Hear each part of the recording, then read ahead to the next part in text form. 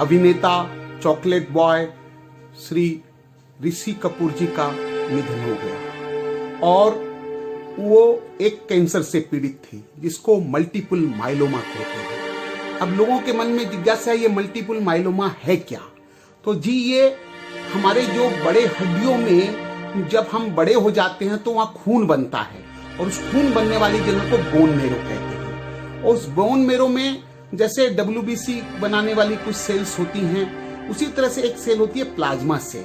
वो मतलब WBC बनाती तो नहीं मगर उनके बनाने में एंटीबॉडीज बनाने में काम करती है और इनकी संख्या में अत्यधिक अगर बढ़ावा जाता है तो वो बोन मेरो में पूरी तरह से छा जाती हैं और बोन मेरो फिर WBC जो है वो भी कम बनती है।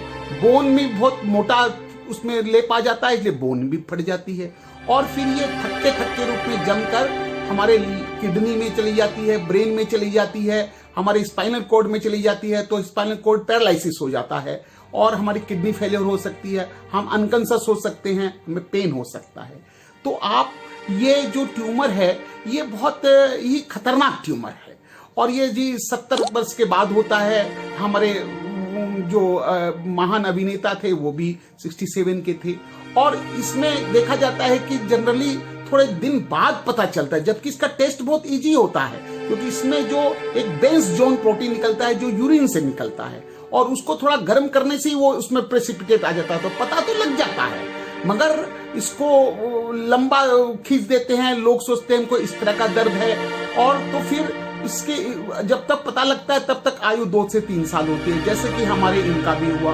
इन बेचारों को पता चला 18 में ये वो अमेरिका चले गए, बहुत बढ़िया सेंटर में गए और इन्होंने इतना अच्छा काम किया। इसके क्या काम होते हैं? इसमें हम पहले कीमोथेरापी देते हैं, कीमोथेरापी देने के बाद रेडियोथेरापी दे देते हैं, कोर्टिकोस्टेरॉइड की दवाई दे देते हैं, कुछ कैल्शियम बनने के लिए राइसोडेनोट दे देते हैं और सबसे लास्ट में जो देते हैं वो है बोन मेरो ट्रांसप्लांट। हमारे ऋषि कपूर साहब ने बोन मेरो ट्रांसप्लांट भी अच्छा तरह करा लिया और वो अभी 1 साल बाद 2 सितंबर 19 में आए थे और अच्छी तरह से थे मगर इसका पता नहीं चलता। और इसमें एक बात और होती है कि देखिए वो हंसते हंसते गए तो इसमें जो बीमारी में पेन होता है मगर बहुत ज्यादा पेन नहीं होता, इसलिए वो आदमी हंस के रहता है।